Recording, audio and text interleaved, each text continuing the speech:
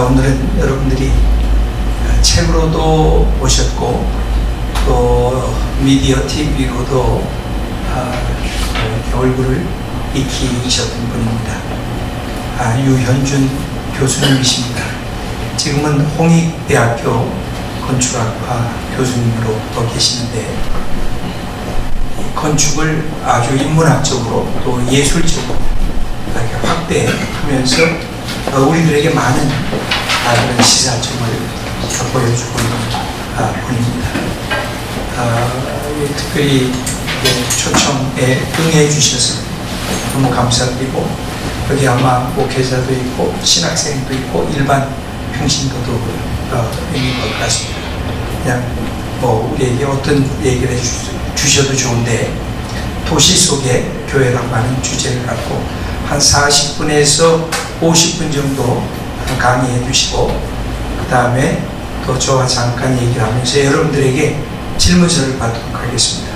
여러분들이 강의 들으시면서 질문해 주시면 나머지 한 30분 동안 다시 제가 질의응답하는 시간을 갖도록 하겠습니다. 이제 유현준 교수님 나오셔서 강의해 주시겠습니다. 아까보다 한 3배, 10배 더 크게 박수해 주시겠습니다.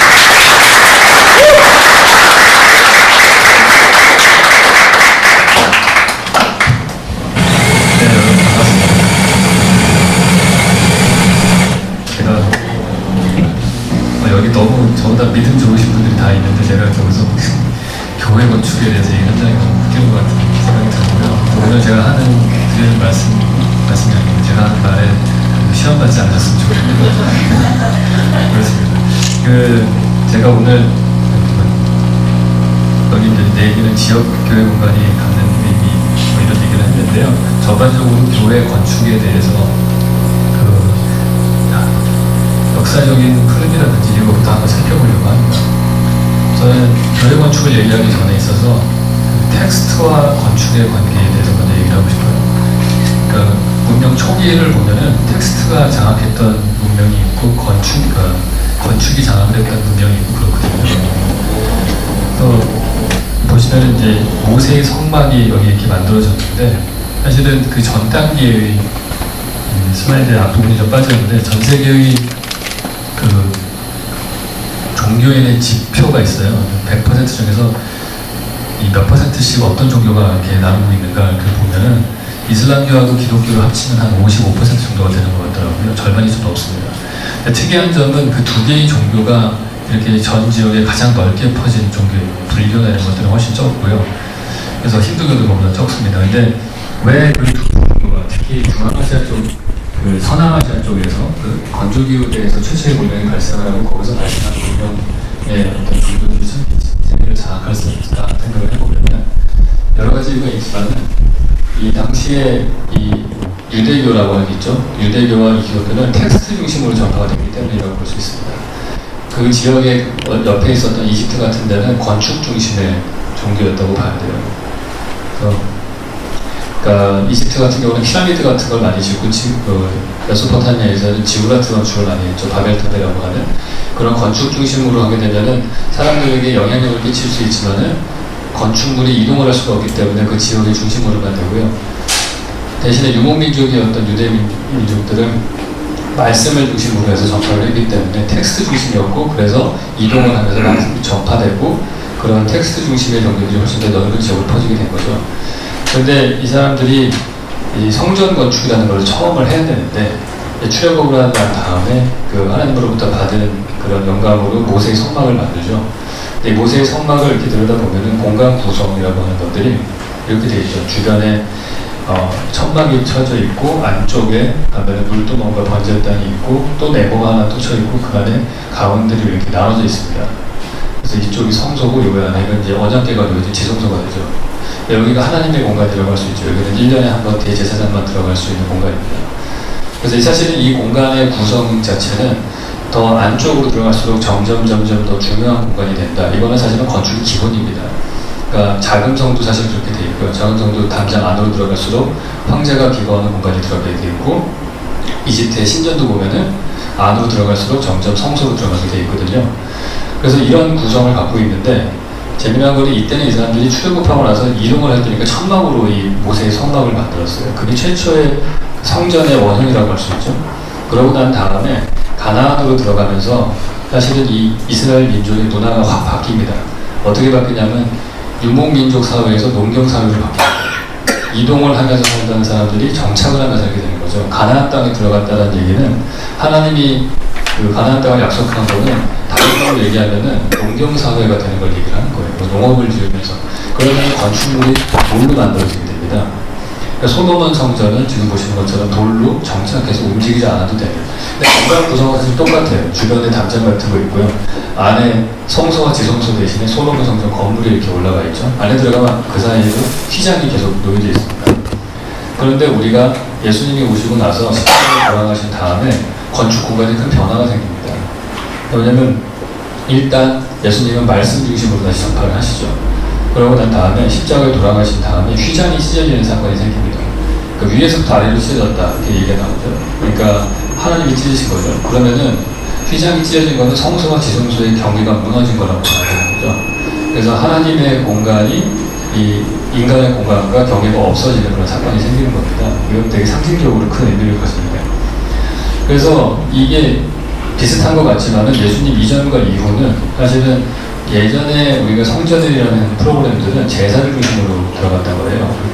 각을 뜨고 피를 흘리고 그 제물을 태우고 하는 제사 중심의 공간이었다면은 이제 예수님이 단번에 산 제사가 됐기 때문에 그다음부터 제사 다시 드릴 필요가 없죠. 그래서 신약 시대에 와서는 제사를 안 드리고 대신 예배를 드리는 쪽으로 바뀌었습니다. 그러면 공간이 기능이 달라졌죠. 그러면서 건축물도 바뀌어야 됩니다. 그래서 로마 제국 시대에 이제 국교가 된 다음에 교회라는 건축이 처음 나와야 되는데, 물론 그 전에는 뭐 카타콤에서 예배를 드리고 뭐 이랬죠. 본격적으로 이제 사람들이 모여서 예배를 드려야 되는 공간을 하다 보니까 그 당시에 만들었던 가장 큰 사람들이 모일 수 있는 공간이 바실리카예요. 바실리카는 뭐 재판도 하고 공회당 같은 개념이었습니다. 그래서 직사각형으로 되어 있는 평면에 지금 보시는 것처럼 가운데 큰 홀이 있고 양쪽으로 복도들이 이렇게 놓여져 있는 구성입니다. 이게 그냥 우리가 보통 가서 보는 성당의 구조하고 똑같다고 봐야 돼요. 근데 성당은 여기서 바실리카 평면도에서 조금 바뀌어서 십자가 평면도로 바뀝니다. 그리고 하나의 돔이 하나 얹혀지게 되죠.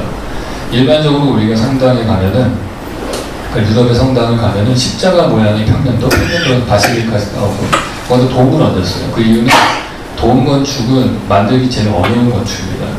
돔의 원형이라고 할 수 있는 최초의 돔 건축은 저 그리스, 미케네 뭐 이런 쪽에서 만들어진 뭐 무슨 건축이 하나 있는데, 실질적으로 우리가 눈으로 볼 수 있는 돔 건축 최초는 판테온이거든요. 판테온은 만신전이라고 하죠. 모든 신들을 섬기는 신전이었어요. 그러니까 가장 종교적으로 만들 수 있는 공간이 판테온의 돔이었습니다. 근데 그거를 이 지붕에다 얹은 거예요.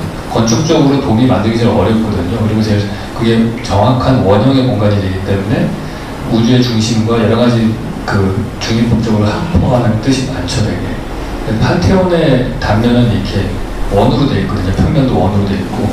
쉽게 말해서 우리가 보는 그런 유럽의 대성당은 바실리카 평면도에 판테온의 돔을 얹었다, 이렇게 보시면 됩니다. 그래서 그게 수천 년 동안 반복이 돼서 지어져 왔습니다. 특이한 점은 꼭 교회에 가면 앞에 이런 광장이 하나씩 꼭 있어요. 특히나 이 사진은 어디냐면은 밀라노에 가면은 대성당이 하나 있고 십자가의 돔이 있죠.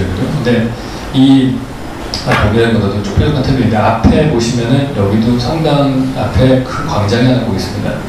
근데 특이한 점은 이 성당 앞에 광장은 이 폭이 이 성당 길이랑 거의 똑같아요.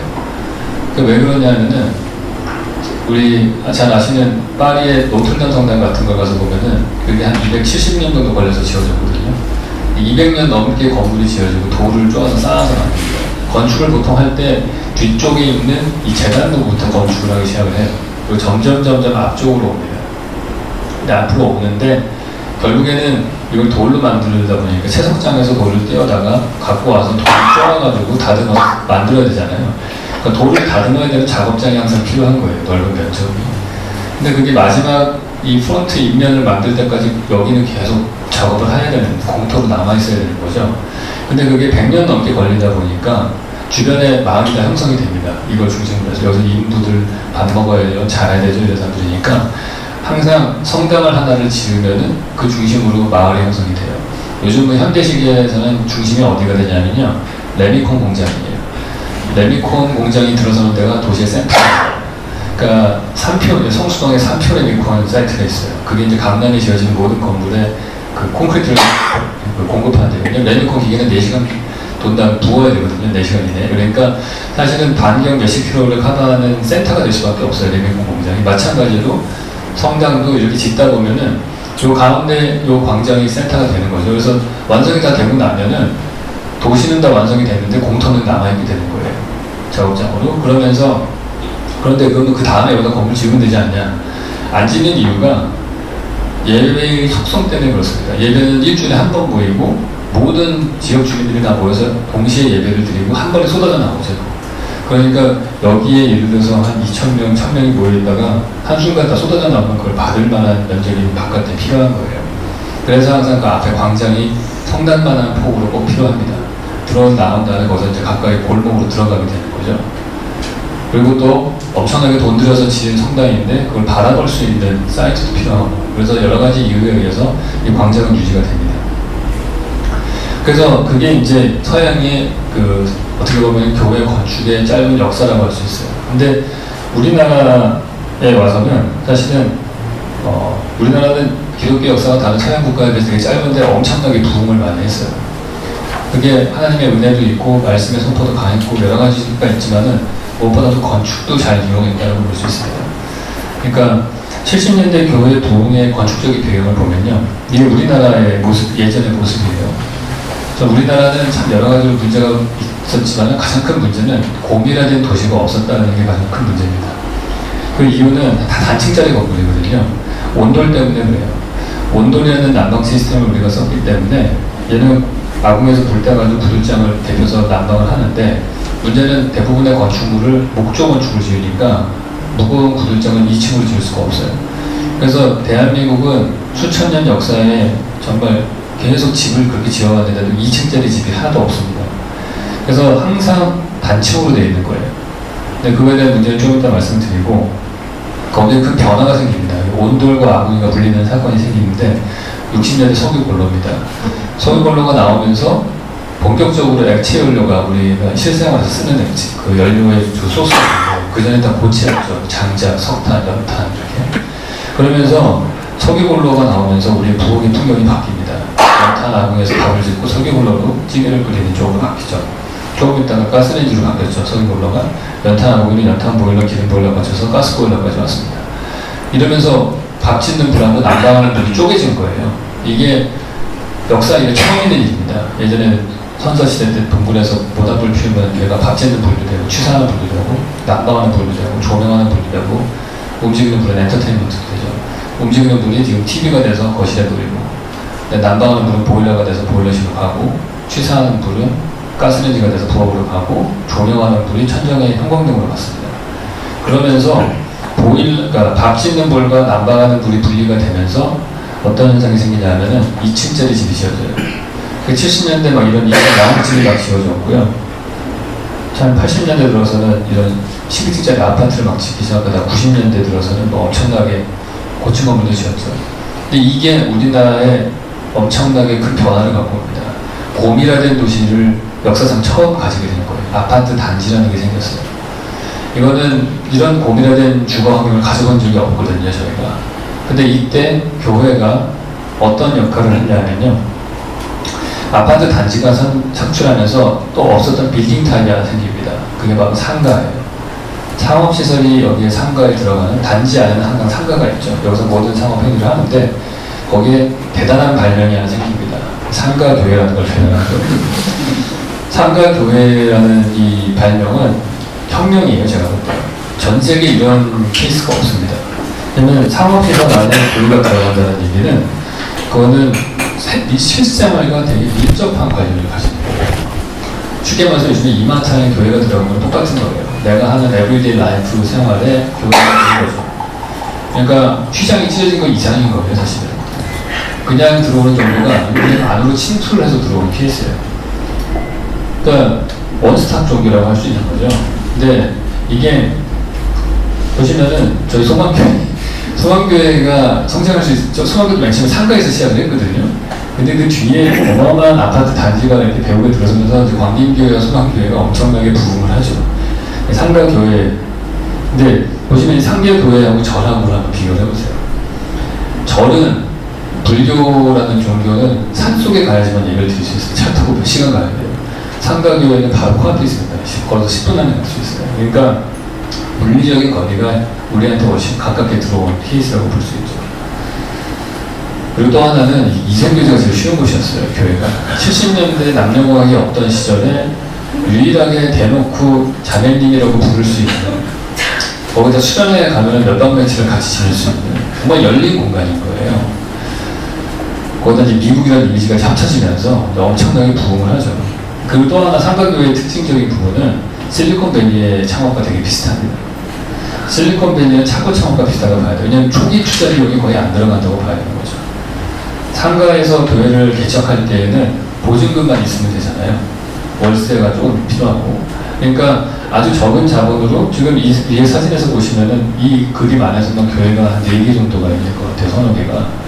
그러니까 그 정도로 되게 많은 교회들이 창업이 되는데, 그 중에서 정말 실력 있는 교회들만 살아남는, 그래서 이런 애플 같은 무한 경쟁을 통해서 이런 상가교회 쪽에서 대형 교회가 나오는, 그게 사실은 이게 뭐 말씀과 은혜와 이런 걸 떠나놓고서 이 건축의 시스템만 보더라도 되게 잘 될 수밖에 없는 그런 구조를 띄고 있어요.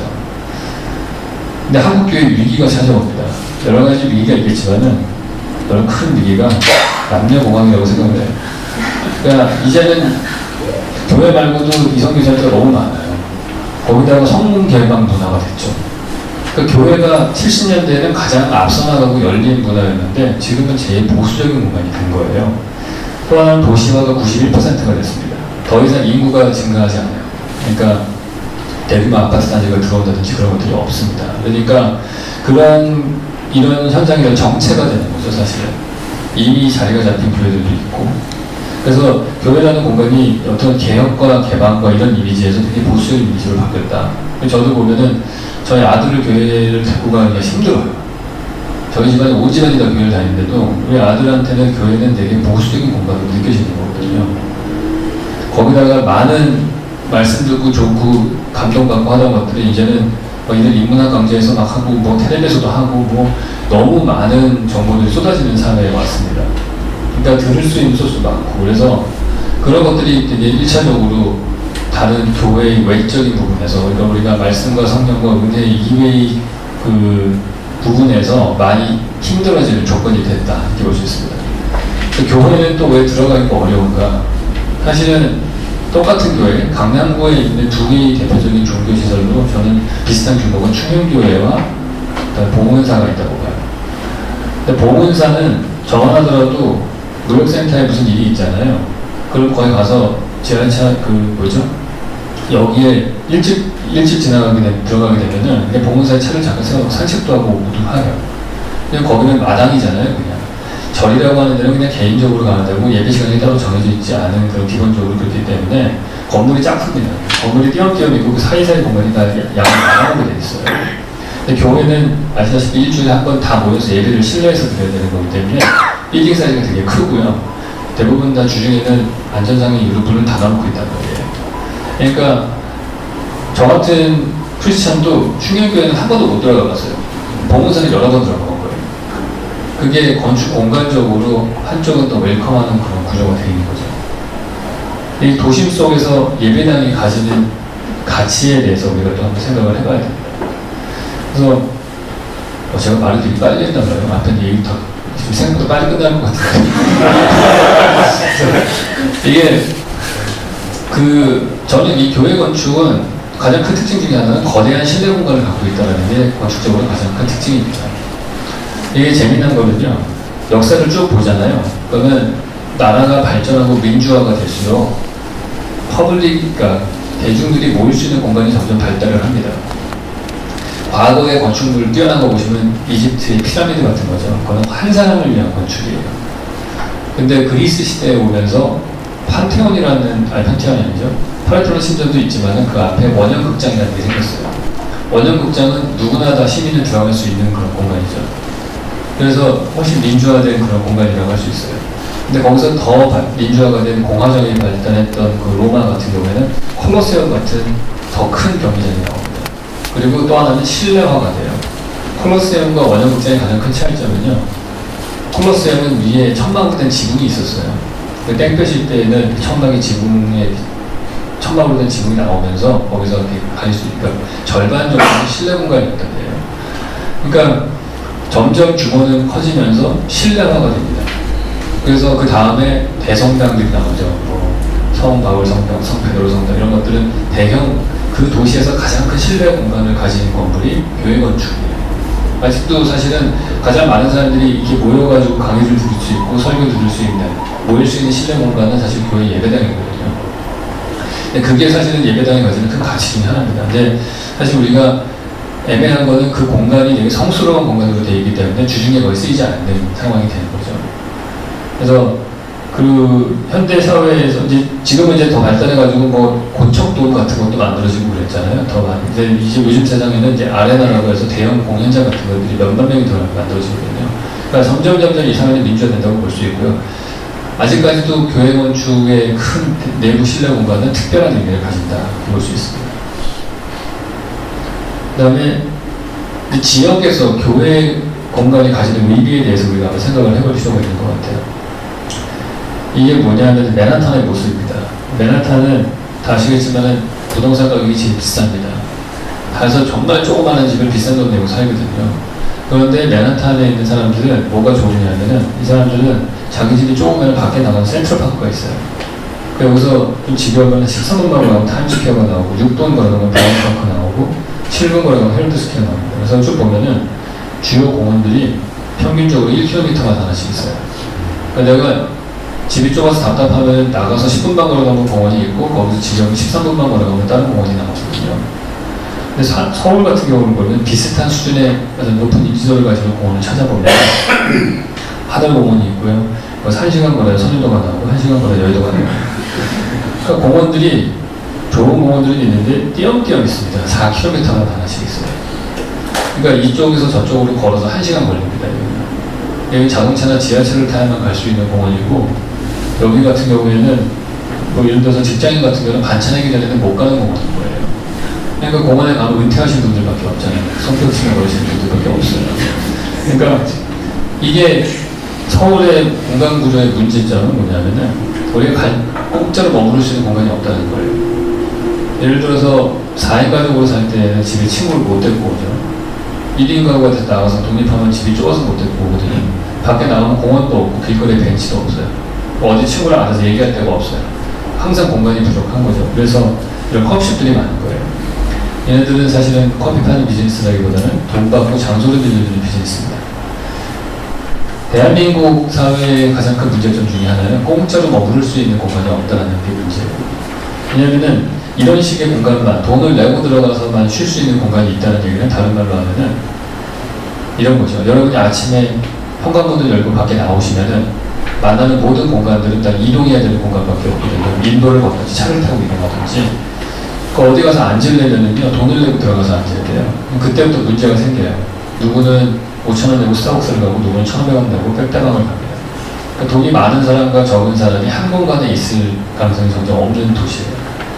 서울이라는 도시에 10년, 20년을 살아도 못 만나는 사람은 계속 못 만나요. 이층 간의 교류가 없는. 뉴욕은 어떠냐면은 아까 보셨다시피 공원이 촘촘하게 있잖아요. 그것뿐만 아니고요. 그러니까 저 같은 가난한 월급쟁이나 트럼프 같은 그런 돈 많은 부자나 백만장자나 둘 다 똑같이 2, 3달러짜리 핫도그 먹으면서 센트럴파크를 산책하고 벤치에 앉아서 점심 먹고 토요일날 저녁에 브라이언파크에 여름에 가면 영화를 공짜로 보여주고요. 금요일날 저녁 6시 이후에 모나에 가면 미술관도 공짜로 들어갑니다. 근데 이게 모두 다 걸어갈 만한 거리에 있어요.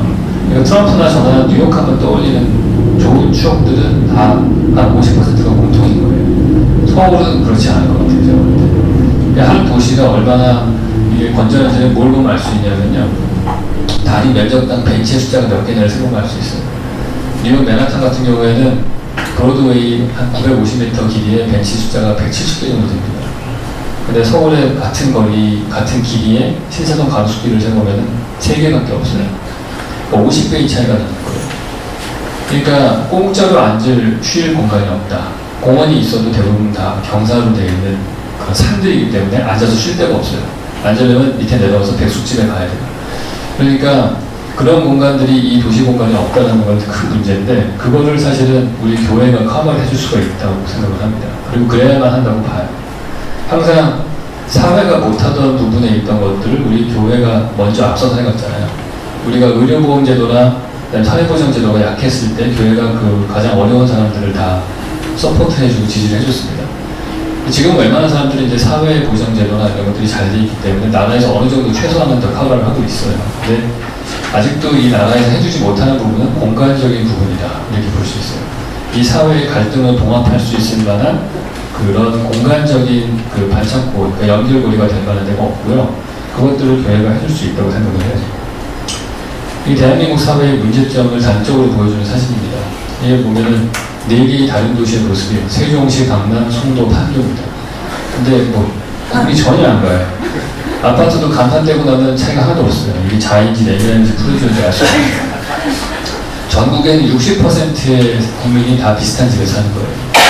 다 비슷한 집에 사니까 이 사람들이 드는 생각은 뭐냐면요, 다 똑같은, 여기 계신 분들 저나 다 비슷한 집에 사실 거예요. 방생이짜리 아파트에 화장이 하나 아니면 2개야, 아니면 1개가, 이거밖에 차이 없어요.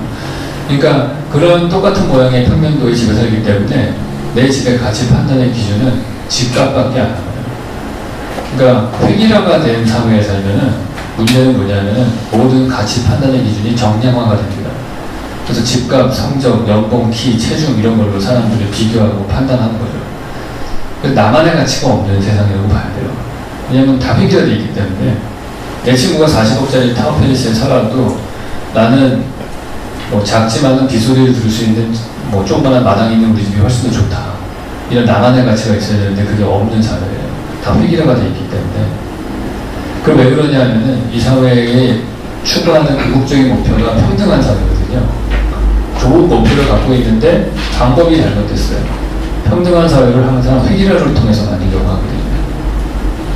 그러니까 뭐 이런 거죠. 뭐 다른 과자 싸갖고 오면 상처받으니까 뭐 급식으로 똑같이 먹고, 다른 옷 입고 나와도 상처받는 데가 생길 수 있으니까 옷도 똑같이 입고, 주변에 똑같은 데 살고. 그래서 획일화가 나만의 가치를 상실하게 하고요. 나만의 가치가 상실되니까 자존감이 없어지고, 자존감 수업 같은 책이 100만 권씩 팔리는 거예요. 그러니까 우리나라의 사회에서 작년에 제일 잘 팔린 책 2권이 다 보면은요, 정신과 상담의사 아니면은 심리치료사 이런 사람들이 쓴 책들이에요. 뭐 곰돌이 푸 시리즈에 뭐 죽어도 떡볶이를 먹고 싶어. 근데 거기 이제 위로와 치유와 이런 것들을 파고드는 쪽이 요즘에 뭐 해민 스님 책들이라든지 그런 것들이 많죠. 심리학자들이 위로하는 책들. 그래서 그런 것들이 사실은 이 사회가 되게 병들어 있고 아파하는 부분들이 많은데 근본적으로 사실 치유가 안 되는 거예요. 근본적인 치유는 어디서 나오냐면 획일화를 멈추고 다양성을 키우는 쪽으로 가야 되거든요. 그래서 나만의 가치가 생길 수 있는 그런 게 돼야 되는데 이거는 넘어가고요. 시간이 많아서 여기까지. 그러니까 우리가 지금 그래서 넘어갈게요. 그래서 보면은 저는 교회 자체가 아까 말씀드린 대로 휘장이 찢어지는 것처럼 안으로, 우리 세상 안으로 들어갔던 것처럼 현대 사회에서도 이 새로운 교회는 이 사회에 필요한 적소에 우리가 중간에 사람들이 모여서, 그러니까 쉽게 우리가 사실은 저는 그 교회에서 잘 좋다고 보는 가치 중에 하나가 항상 우리는 비신자들, 안 믿는 분들을 항상 초대하잖아요. 저는 그게 다양성의 기본이라고 생각을 해요. 나와 다른 사람들을 초대하는 것들, 그래서 내 공간 안으로 영접하는 그런 것들이 사실은 그게 다양성의 첫 번째 단추인 것 같거든요. 다양성을 인정하지 않으면 사실 그게 되지가 않는 거죠. 공간적으로도 그런 열린 공간이 돼야 되는 거고요. 그래서 휘장을 찢는 것처럼 우리의 담장을 없애야 되고요. 문을 열어야 되는 거고, 가급적이면은 저는 그렇게 생각해요. 제가 만약 교회 설계를 한다면은 교회 다니는 사람들이 열심히 와서 뭐 영성이 커져가지고 집중하고 기도하고 이런 공간도 물론 있어야겠지만은 그거보다 더 중요한 거는 이미 구원받는 사람들이 뭐 중요하겠어요. 그거보다 더 중요해서 안 믿는 사람들이 믿게 하는 게 더 중요한 거라면은, 그러면 안 믿는 사람들이 더 들어올 수 있는 공간을 만들어주는 게 좋은 거죠. 그래서 그리고 이 사회에 제가 말씀드린 획일화된 거를 없앨 수 있는 지역성이 드러나는 교회가 돼야 된다. 교회 건축이 다 비슷해요. 제가 보면은 뭐 저도 교회를 딱 한 번 지어봤는데 보면은 프로그램이 대한민국의 건축이라고 하는 거가 자유가 그렇게 많지 않거든요. 딱딱 나와 있고요. 거기에 뭐 교육관 들어가야 되고 각종 사무실 들어가 중고등학교 예배당 들어가야 되고 뭐 유년부부터 시작해서 다 들어가야 되고 그다음에 본당도 들어가야 되는데 본당은 한 400명 이상은 돼야지 이게 어느 정도 운영이 되고 뭐 이런 게 다 나오잖아요. 수치를 따지면은. 그러면 딱 나오는 답은 지하실에 애들 예배당 들어가고요. 한 1층에 카페 정도 들어가고 2층에 중고등학교 애들 예배당 들어가고 3층부터 본당이 시작되는 딱 그렇게 돼 있어요. 그냥 그 건축 건폐율과 용적률과 지하 주차장과 뭐 이런 거 맞추다 보면 딱 그렇게 나와요. 그러니까 점점 획일화되는 그런 교회 건축이 되는 거죠. 조금 더 지역성이 드러날 수 있고 어떻게 보면 프로그램마저도 다 다르게 하고 그런 것들이 나올 수 있을 것 같아요. 그래서 예를 들어서 프로그램적으로도 뭔가 새로운 거를 제안을 한다면은 제가 아는 사람 중에서 그 학생 중에서 되게 졸업 논문을 되게 잘 쓴 친구가 있었는데 그 친구는 뭐였냐면은 노숙자를 위한 공간을 만드는 거였어요. 근데 이 친구가 뭘 했냐면은 맨하탄의 꼭대기층에다가 빌딩 꼭대기층에다가 노숙자를 위한 샤워 시설을 만들었어요. 이게 아이디어가 정말 브릴리언트한 게 뭐냐면은 뉴욕시는 수돗물이 공짜거든요. 그리고 뉴욕시는 뉴욕 사진 이렇게 보시면은 막 맨홀 뚜껑에서 하얀색 김 같은 거 나오는 거 많이 보셨죠. 그게 뭐냐면은 옛날에 만들어진 도시라서 스팀이 그러니까 온수 파이프 스팀들을 빼내는 거예요. 그냥 남는 열들을. 그래서 그런 스팀도 공짜가 있고 물도 공짜예요. 그러니까 온수를 공짜로 만들 수 있다는 얘기예요. 그러니까 옥상에 아무도 안 올라가는 그 공간에다가 노숙자를 위한 샤워 시설을 만들었어요. 왜 만들었냐면은 노숙자들이 본 사회로 다시 복귀를 못하는 한번 실직을 하면 이 사람들은 보통 모기지를 못 내기 때문에 쫓겨나거든요. 그러면 샤워를 못해요. 그러면 샤워를 못하니까 냄새가 나서 그 다음에 다시 좋은 직업을 못 가져요. 요번에 나온 영화 기생충 보신 분은 아시겠지만은 맨 마지막에 잘 사는 사람과 못 사는 사람을 나누는 마지막 감정적인 경계에서는 냄새에 있는 거예요. 그러니까 그 냄새를 어떻게 치료할 것인가. 그래서 이 친구는 샤워 시설을 만드는 걸로 했어요. 그러니까 만약에 우리나라 워낙 뭐 찜질방도 많으니까 찜질방 쿠폰 주면 되긴 하겠죠. 근데 모르겠어요. 그런 식의 뭔가 크리에이티브한 생각을 해야 될 것 같아요. 아까 그 논문 그 친구처럼 그런 공간들을 좀 만들어낼 필요가 있고요. 아니면 이 시대에 필요하지만 없는 아까 공원도 부족했잖아요. 그 공원이라고 하는 거가 사실은 10,000평짜리 공원 하나 있는 것보다는 1,000평짜리 공원이 10개 있는 게 더 중요한 거거든요. 도서관도 100만 권 있는 도서관 하나보다는 10,000권 있는 도서관 100개가 더 좋은 거예요. 그럼 그거를 나라에서 안 하고 있다면은 교회에서 사실은 그런 포켓파크를 제공할 수도 있는 거고 아니면 도서관을 1층에다 내려가지고 시민들이 와서 쓸 수 있게끔 해줄 수도 있고 많은 교회들이 이제 카페를 하고 있는데 이제 동네 카페하고의 어떤 경쟁과 이런 것 때문에 갈등이 생길 수도 있잖아요. 그러니까 그런 것들을 조금 더 창의적인 방법을 찾을 필요가 있다 생각이 듭니다. 지금 제가 몇 개 보여드리는 사진들이 다 교회인데 다 개성이 달라요. 다 각기 그 지역성이 드러나는 물론 이제 주변 풍경도 다르고 그렇기 때문에 그렇지만은 그런 지역성이 더 드러나서 사실 내가 똑같은 아파트를 살지만은 내가 우리 동네에 있는 교회는 독특해서 나의 어린 추억들이 또 개성 있는 나만의 이 지역만이 가지는 좋은 추억이 있었으면 좋겠다. 그런 기억이 있었으면 좋겠어요. 사실 저는 어려서 계속 소망교회 다녔었는데 소망교회 같은 경우에는 예배당이 좀 그게 이제 되게 유명한 핀란드의 알바알토라는 건축가 걸 베껴가지고 저는 사실 아주 좋은 거 아니고 그냥 정말 대가의 작품을 베끼는 것도 좋은 것 같아요.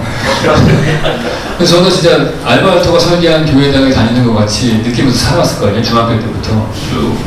그러니까 근데 그런 것들이 어떤 면에서는 지역성을 드러내게 할 수도 있는 것 같아요. 그리고 저희 교회 소망교회 같은 경우에는 앞에 주차장이 엄청 커요. 요즘에는 보기 힘들어요. 대성당 앞에 성당만한 사이즈의 광장이 있다고 하잖아요. 그거랑 거의 비슷한 컨디션이에요. 소망교회는. 그러니까 그런 컨디션 속에서 사실 공동체가 만들어지고 그 주차장 주변에 있는 카페도 옛날에 많이 가고 그랬던 기억이 나거든요. 그런 것들이 필요한 것 같아요.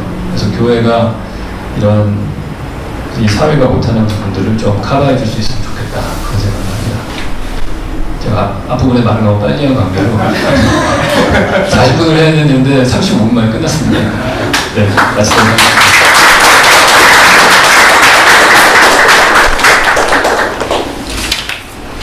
여기 앉으시죠. 예, 잠깐 쉬었다 하나 계속 연속해. 예.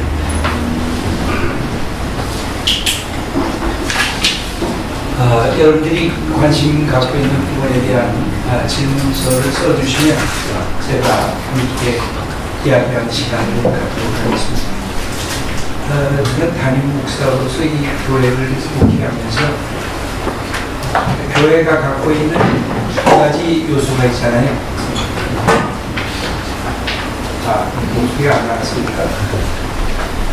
교회가 갖고 있는 두 가지의 요소가 있는데, 하나는 거룩함. 그래서 뭔가 세속과 구분되는 느낌을 교회 공동체 안에서 들어왔을 때 느끼도록 하는 것.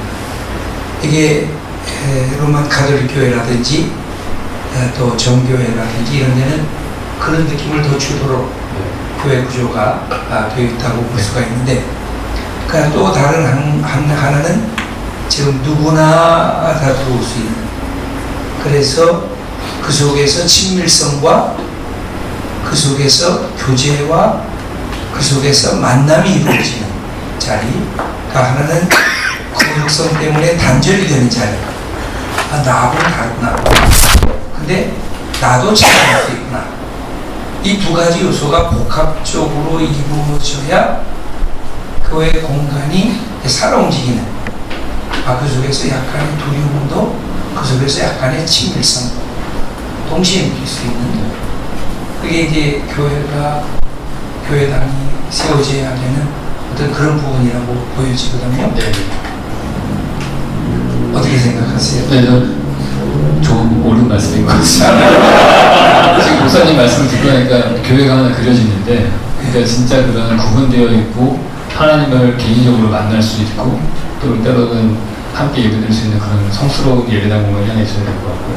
예. 그 외의 공간들은 최대한 개방되는 쪽으로 가는 그런 구조를 띄면 더 좋을 것 같아요. 그러니까 이제 우리 교회를 보면 맨 앞에 강대상이 있잖아요. 거기를 좀 거룩하게 만들더라고요. 네.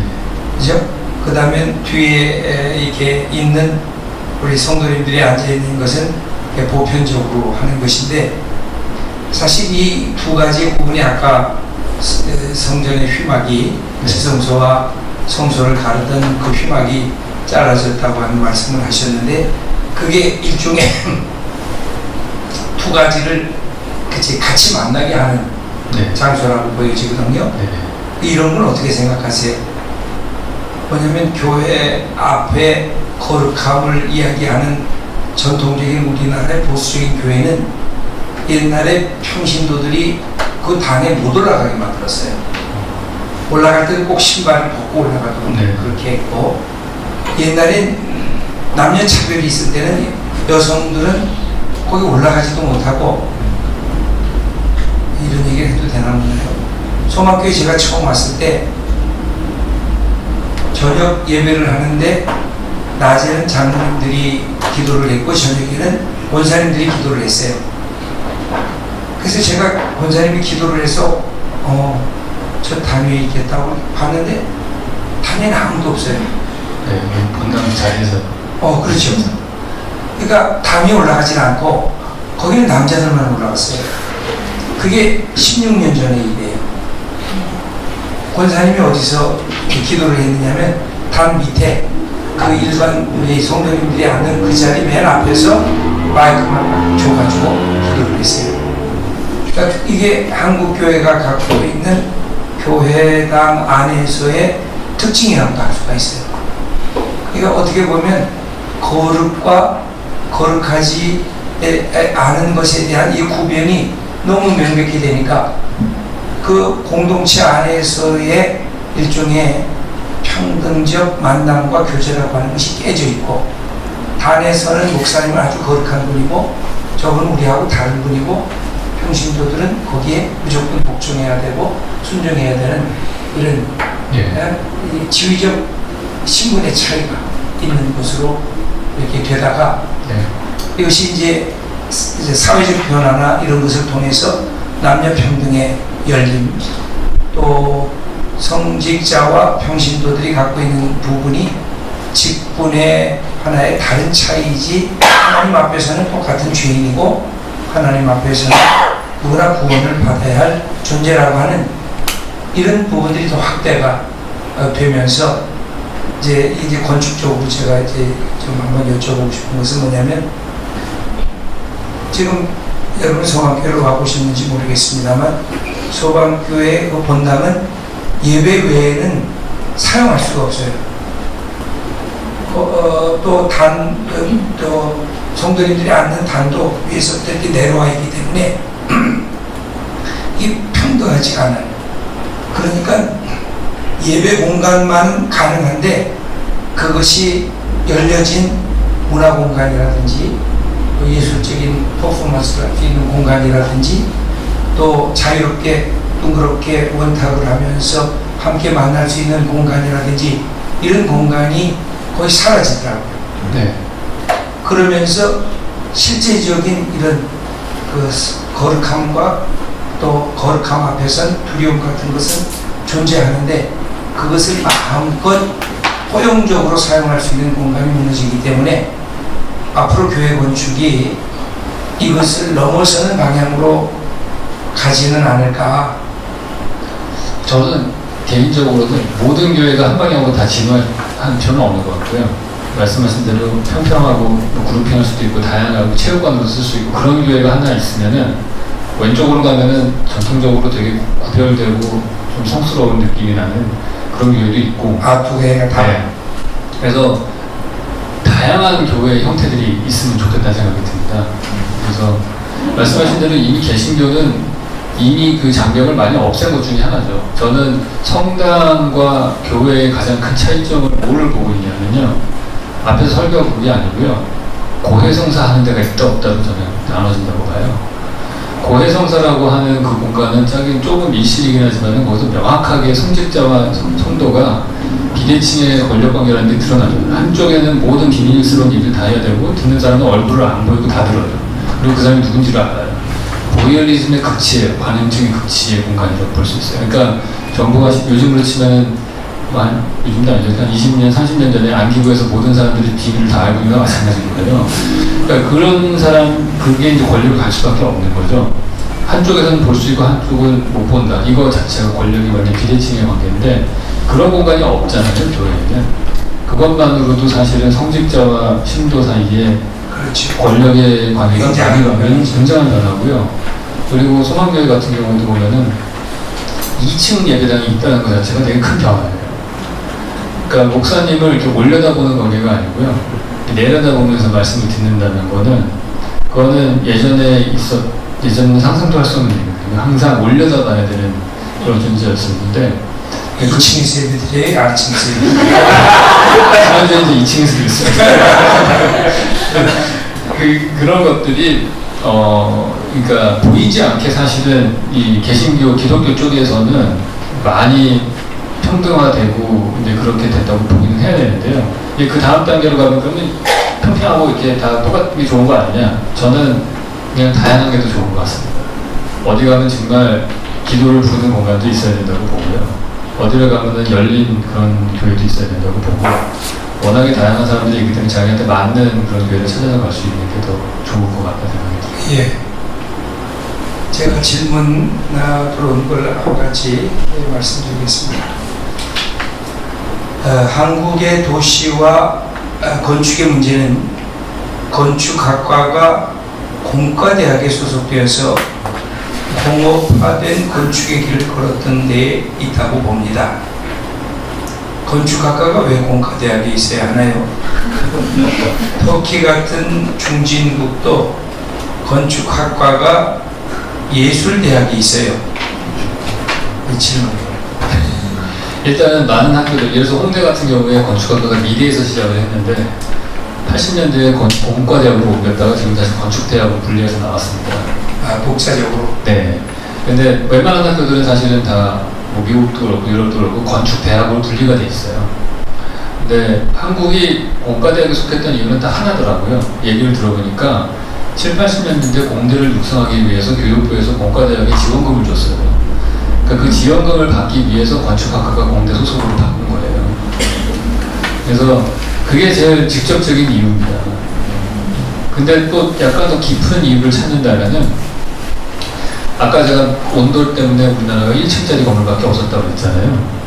우리나라는 쉽게 말해서 도시 건축이라는 걸 해본 적이 없는 나라입니다. 2000년 동안.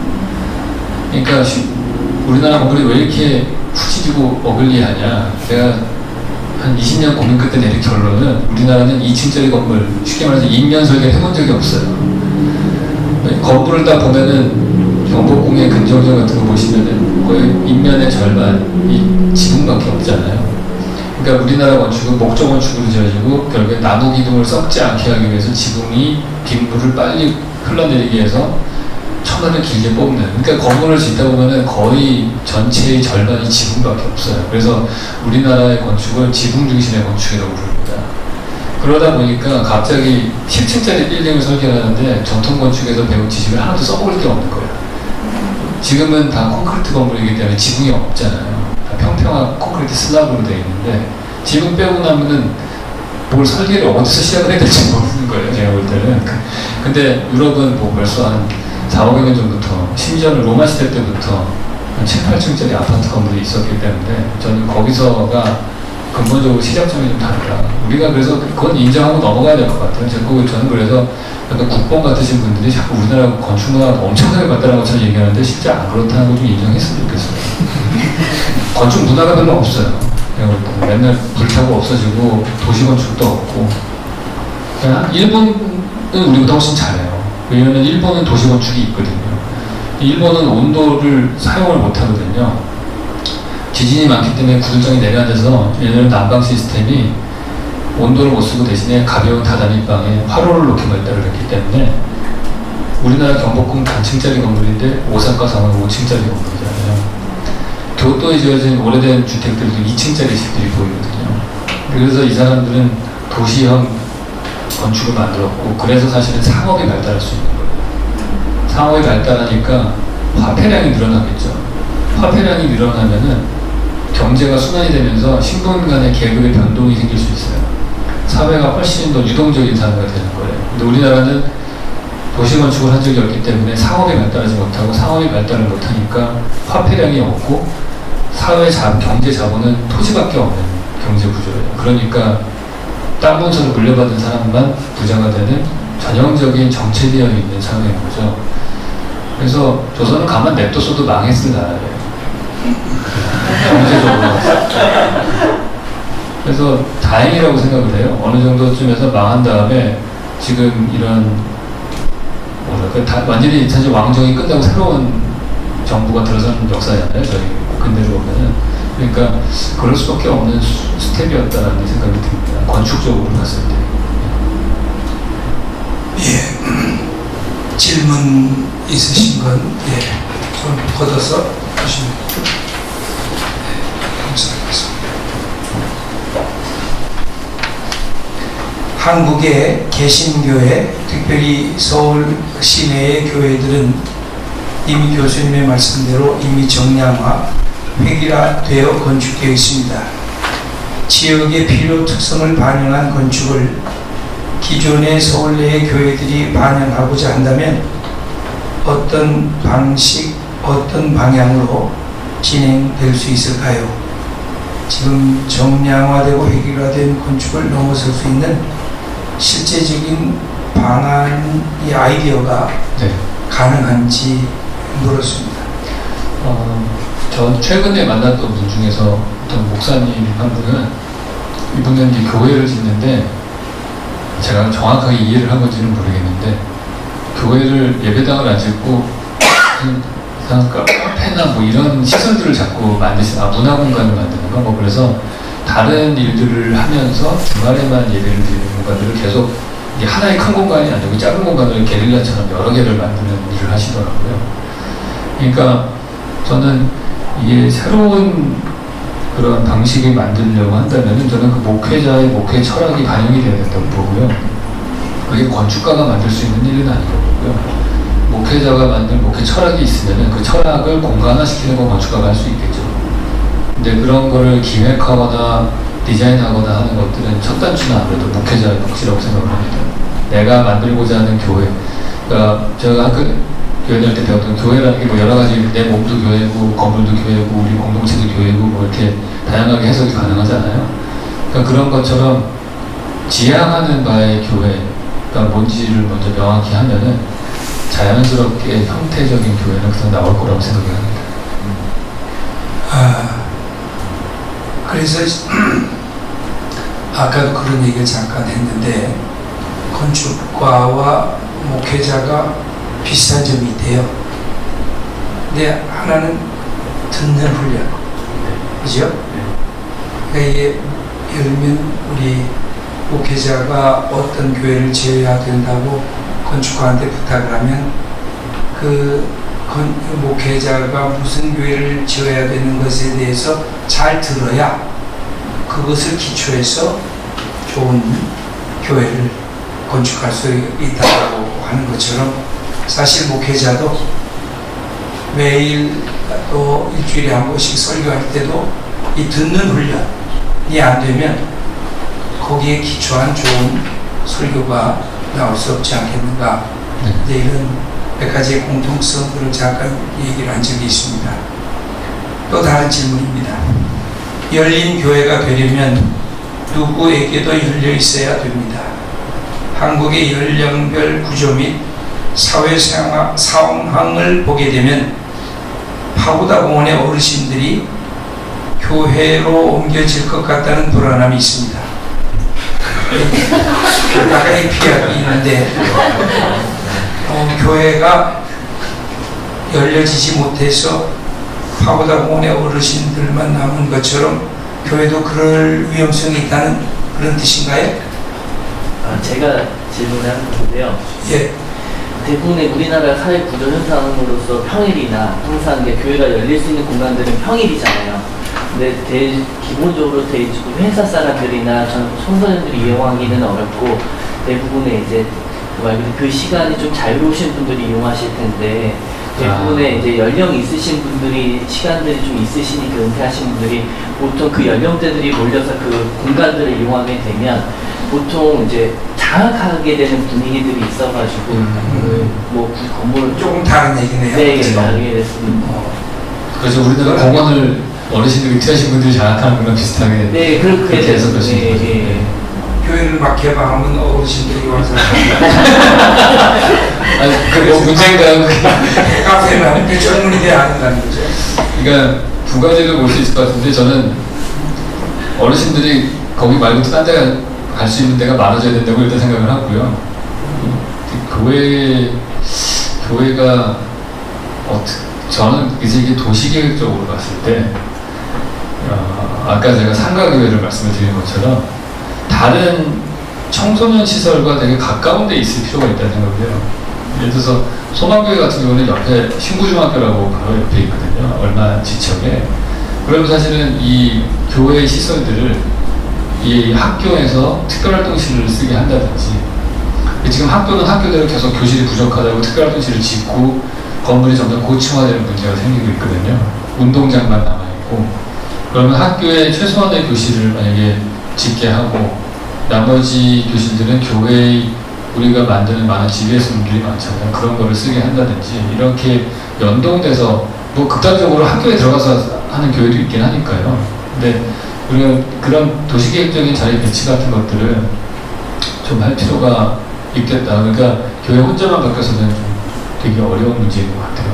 좋은 말씀이세요. 진짜 좋게 만들어놔도 이게 항상 보면은 운영의 문제거든요. 공간만의 문제가 아니고 시간의 문제가 항상 건축은 연동이 되게 돼 있는데 요즘 애들 뭐 아무리 좋은 시설 만들고 모였을 때 학원 가야지 뭐 놀이터도 안 가는 편이니까요. 지금. 예, 또 하나의 질문은 교수님 이전 강의에서도 우리나라 사람은 아파트에서 태어나 교도소와 같은 학교를 다니고 아파트에서 살다 관에 들어가거나 낙골 달고 삶을 마감하게 된다고 말씀하셨습니다. 다양성은 강조하셨지만 편안함의 핑계 때문에 더욱 다양성이 어려운 시대에 우리가 살고 있는 것 같습니다. 다양성을 위해 불편함을 감수해야 하는지 30년 주택 살다 아파트 7년 살다 보니 너무 편해요.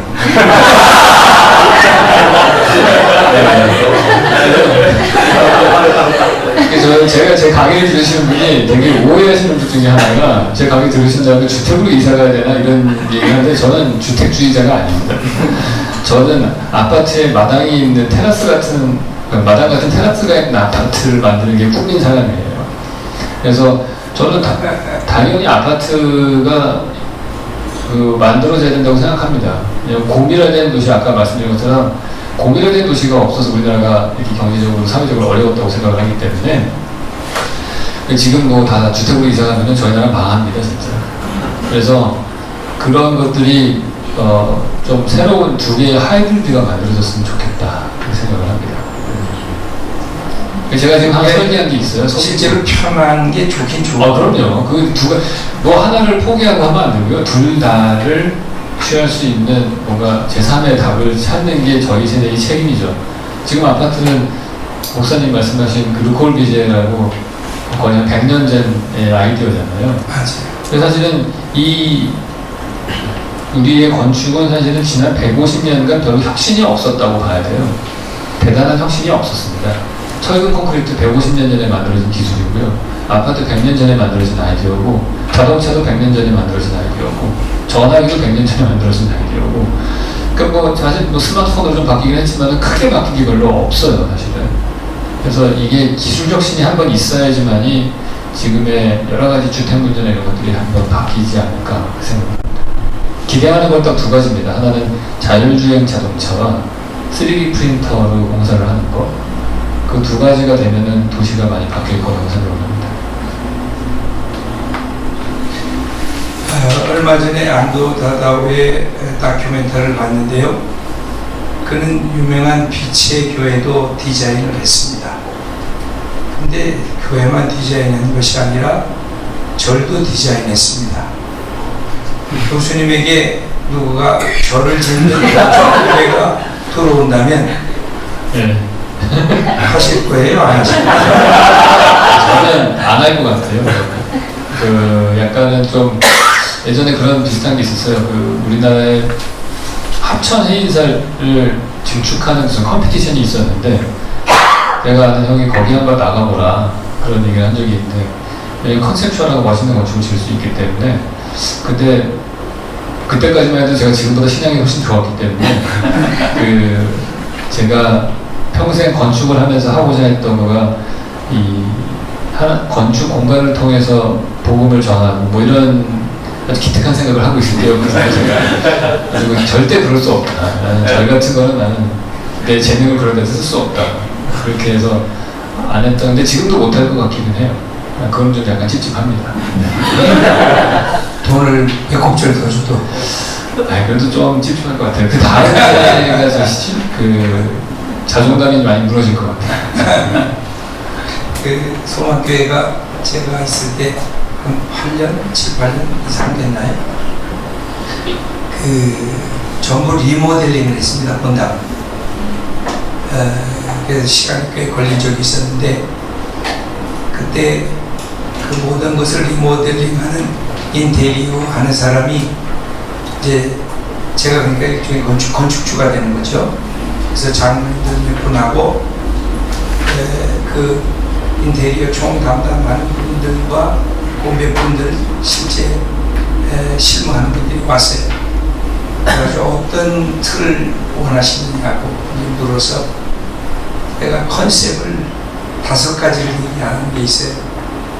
첫째, 교회 안에는 밝아야 된다. 난 어두운 것이다. 교회는 밝아야지. 뭐 들어가면 정교회 가보셨나요? 진짜 어두워요. 검해가지고 뭐가 있는지 잘 모르겠고. 그 다음에 밝고 그 대신 따뜻해야 된다. 그랬더니 하얀색은 차가 그러더라고요. 붉은색이 들어가야 따뜻해서 그렇게 조금 조화를 이루는 것을 볼 수 있는데, 밝고 따뜻하면 경박스러운 데가 있기 때문에 아주 견실한 든든한 느낌이 세 번째 들어가야 된다. 근데 든든하기만 하면 이게 멋이 없을 수 있지 않냐. 그래서 아름답고 우아한 것이 있어야 된다. 근데 이게 교회당 아니냐? 그러니까 거룩한 느낌이 나요. 그러니까 5가지를 요구를 했어요. 근데 이분이 가만히 있더라고요. 그럼 어떻게 거의 뭐 여자 소개시켜줬는데 예쁘고 착하고 몸매도 그런 수준이거든요. 그런 거 주문하면 네. 뭐라고 대답할까요? 다 할 수 있다고 얘기해줘요. 시간만 주시면 다 할 수 있다고 얘기해요. 근데 지금 평가를 하면 어때요? 소망교회 지금 말씀하신 대로 잘 된 것 같습니다. 아, 그런 것 네, 같아요. 네. 따뜻하고 약간 더 따뜻해진 느낌이 나고요. 아, 예. 밝고 예. 네. 뭐 튼튼해요. 그래서 왜냐하면 저는 그거를 우리 그리스도인들의 이 자기 뭐라 그럴까요? 그 정체성하고도 연결을 시켰어요. 예수 믿으면 밝아야 되고 우리 얼굴 표정에서 그게 나타나야 되잖아요. 밝고 따뜻하고 그러나 뭔가 듬직하다. 그래서 멋지다. 근데 저 사람 예수 믿는 사람 아니에요?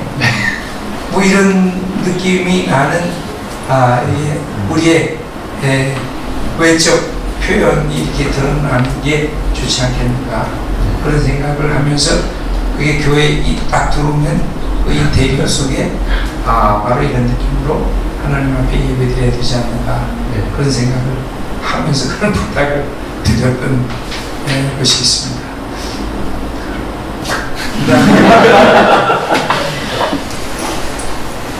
서울은 도시계획상 더 이상 종교시설을 자유롭게 늘리는 것이 어렵다고 들었습니다. 만약 다양한 교회 건축을 한다면 이런 부분도 해결될 수 있을까요? 예. 저도 이 부분은 제가 뭐 교회 건축을 많이 안 해봐서 잘 모르는 부분이거든요.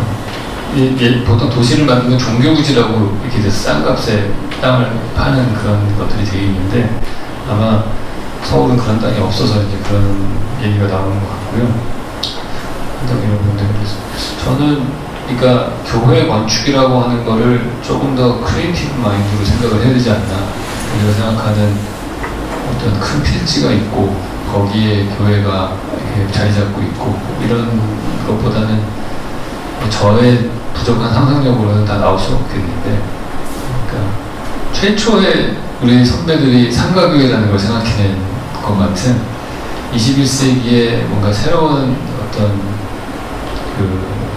어떻게 보면은 sacred space라고 할 수 있는 거죠. 이 도시 속에서 스피리추얼 혹은 또 약간 우리의 구분되어 있는 공간을 어쨌든 만드는 건데 그런 걸 만드는 방법은 여러 가지가 있을 거라는 생각을 해요.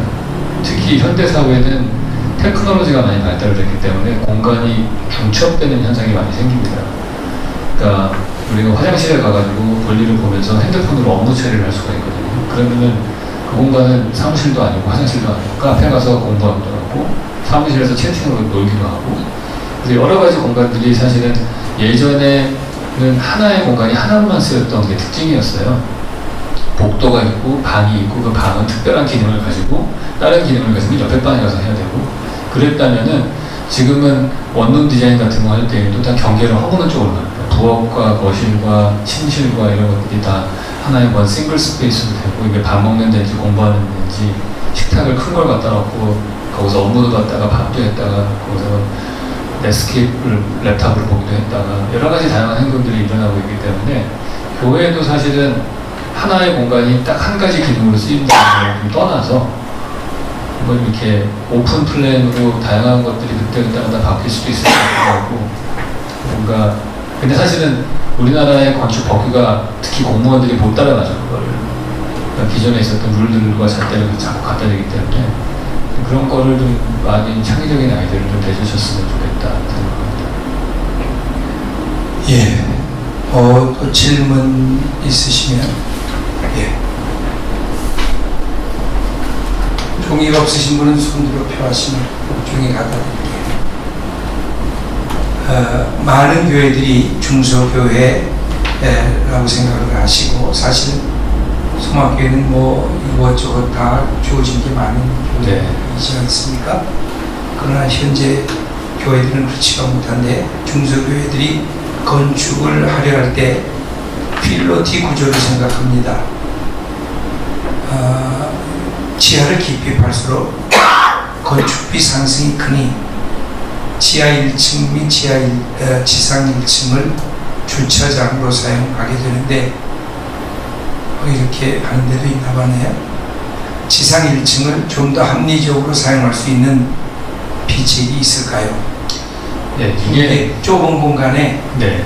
주차장이 막 필요하니까 그렇게 하게 되는데 이게 지금 이 좁은 도시 공간에서 교회를 이제 짓게 될 때 어떻게 이게 적절하게 배분해야 좋은 건축물이 나올 수 있을까 질문하는 것 같습니다. 네, 저는 이게 이제 아주 실질적인 문제인데요.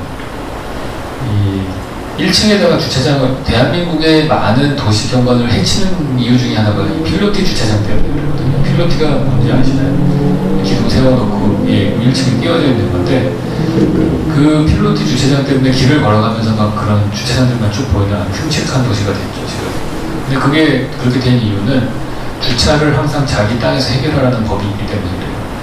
일본 같은 경우는 그렇지 않고요. 우리나라도 사실 피해가는 부분도 있습니다. 뭐 200m인가 300m 떨어지는데 주차장을 확보하면 내 땅에다가 주차장을 안 만들어도 돼요. 근데 문제는 그 땅을 그냥 평지로만 써야 돼요. 거기다 주차 타워를 만드는 건 안 돼요. 그 누가 그런 미친 짓을 하겠어요? 그럴 돈이 어디 있겠어요? 동네 땅값이랑 비슷한데. 그러니까 실질적으로는 그러지 말라는 얘기가 똑같은 거거든요. 그래서 지금 이런 도시가 만들어진 겁니다. 근데 과거 같으면은 이럴 때 어떻게 하면 되냐면은 지하층에, 그러니까 1층에다가 필로티 주차장을 만들고 그거를 다른 용도로 쓰면 됐거든요. 그러니까 1월만 돈 들일 거 아니에요. 그러면 주중에는 그걸 막아서 가변용으로 다른 걸 써도 됐는데 요즘에 또 이상한 또 거대한 생겨서 스타퍼라는 게 있어요. 그러니까 우리 후진 같은 거 할 때 주차장에 이렇게 걸리게 하는 뭐 이런 것들을 놔야 되는 게 또 있거든요. 그게 생기니까 예전에 제가 어떤 교회를 설계를 하면서 계획안만 제출한 거가 있었는데 학교와 교회를 같이 디자인하는 거였어요. 그래서 1층을 주차장을 다 깔고 거기를 주중에는 학생들의 운동장으로 쓰게 한 계획이 있는데 그걸 제가 왜 못했냐면은 그 바퀴 스탑하는 그거를 박아놓은 애들이 거기 걸려서 넘어지는 거예요. 그 계획을 못하게 됐어요 제가. 그러니까 그런 문제들이 있습니다.